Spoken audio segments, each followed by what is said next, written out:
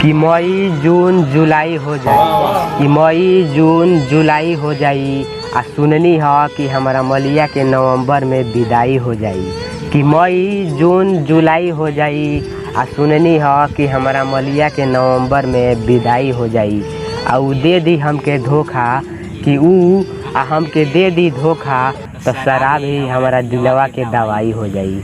मुझसे जान जुदा हो जा, दिल हो के जुदा न रह पाई, जुदाई ना सहाई। कि हद से ज्यादा तोहरा से प्यार कैले रहनी हम, कि हद से ज्यादा तोहरा से प्यार कैले रहनी हम। रतिया रतिया भर तारा मैसेज के इंतजार कैले रहनी हम। उनकरा खातिर हम अपना हाथ के नसुओ कटले रहनी। बाकी ये हमार भाई हमरा के फिर भी छोड़ के चल गईली हो। अंदर से टूटा मैं, तेरे इश्क में खुद